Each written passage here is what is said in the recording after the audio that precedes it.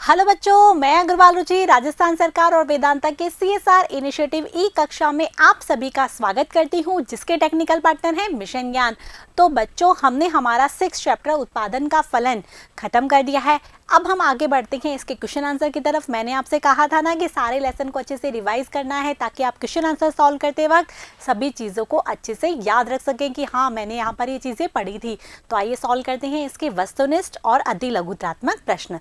सबसे पहले हम देखते हैं वस्तुनिष्ठ प्रश्न, जिसका कि पहला प्रश्न ये है, उत्पादन फलन कौन से दो चरों के मध्य संबंध को बताता है। कि उत्पादन फलन है उसके अंदर कौन से दो चरों के मध्य संबंध होते हैं। तो हमने बात की थी ना कि उत्पादन फलन में उत्पादन के साधनों और उत्पादन के मध्य संबंध होता है। तो उत्पादन के साधन को हम क्या कहते हैं, पढ़ते या इनपुट्स। हमने बात की थी ना इसके बारे में। तो यहाँ पर यही आएगी पढ़ते और निर्गत। निर्गत क्या होता है, उत्पादन। एक तो होता है आगत और एक होता है निर्गत। समझ में आ रहा है। तो पढ़तों और निर्गत, मांग और कीमत, पूर्ति और कीमत, और उपभोग और आय। तो यहाँ पर क्या आंसर आएगा आपका, पढ़तों और निर्गत में। ठीक है बच्चों, कि हमारा क्या आउटपुट निकलता है, वो तो हो गया उत्पादन। और जो पढ़ते क्या होती हैं, उत्पादन के साधन। तो इन दोनों के मध्य संबंध को बताता है उत्पादन फलन।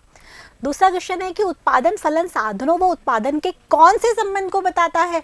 कितनी बार बताया था, कौन से संबंध होते हैं इसमें, उत्पादन और उत्पादन के साधनों के मध्य मात्रात्मक संबंध को दर्शाता है। तो आपका आंसर इसमें क्या आएगा, मात्रात्मक। ठीक है बच्चों, अगला प्रश्न देखते हैं।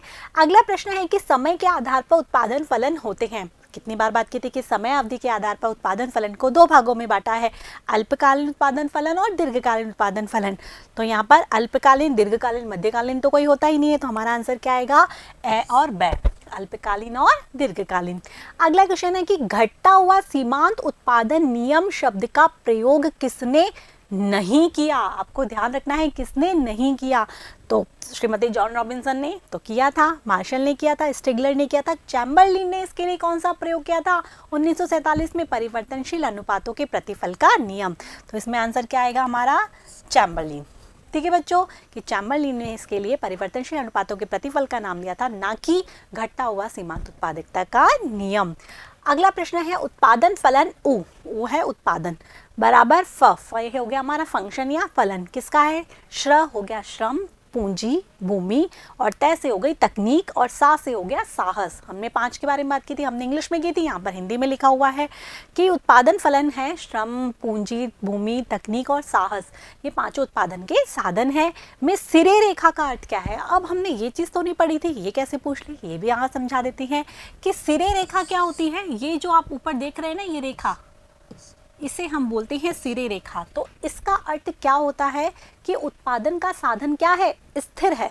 यदि किसी साधन के ऊपर यदि सिरे रेखा लगा दी, ऊपर से यदि बार खींच दिया, तो इसका मतलब क्या है, साधन स्थिर है।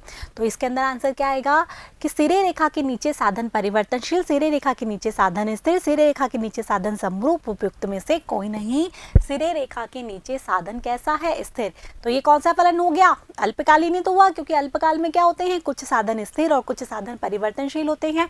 तो यहाँ पर ये पूंजी, भूमि, तकनीक, साहस, ये तो स्थिर है। केवल जो श्रम है वो कैसा है, परिवर्तनशील साधन है। आगे बच्चों समझ में। तो सिरे रेखा का अर्थ क्या है, जो सिरे रेखा के नीचे साधन है वो कैसा है, स्थिर है। ठीक है, अब बढ़ते हैं हम अति लघुत्रात्मक प्रश्न की तरफ, जिसमें हमारा पहला प्रश्न है फलन किसे कहते हैं। मैंने कई बार बताया था आपको कि स्वतंत्र और आश्रित चरों के बीच जो संबंध होता है उसे ही हम क्या कहते हैं, फलन कहते हैं। तो आपको इसी तरह इसका आंसर लिखना है, दो चरों स्वतंत्र और आश्रित चर के बीच पाए जाने वाले मात्रात्मक संबंध को हम फलन कहते हैं। चाहे तो आप एग्जाम्पल भी दे सकते हैं कि function x is the function of y। ठीक है, या डिमांड कर्व का भी आप एग्जाम्पल दे सकते हैं कि d is the function of p।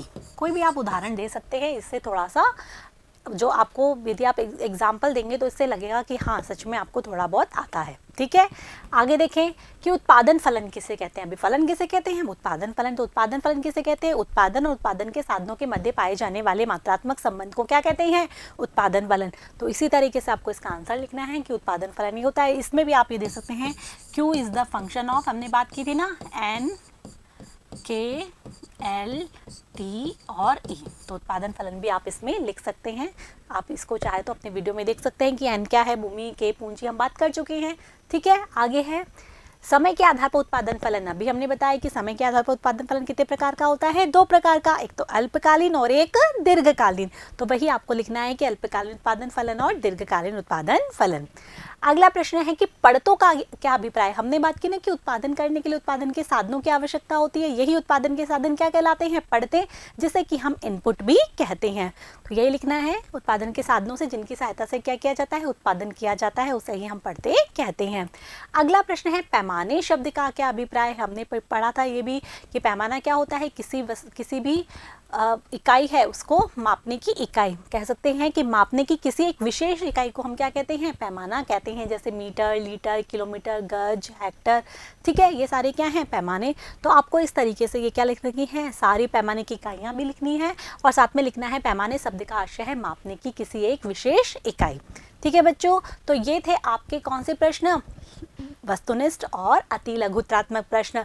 अब आगे की वीडियो में हम पढ़ेंगे कौन से प्रश्न, लघुत्रात्मक और निबंधात्मक प्रश्न, जिनका कि आपको डिटेल में आंसर देना है। तो हम अब हाजिर होंगे लघुत्रात्मक और निबंधात्मक प्रश्नों के साथ। तब तक के लिए मेरे साथ बने रहिए, पढ़ते रहिए, बढ़ते रहिए। Thank you.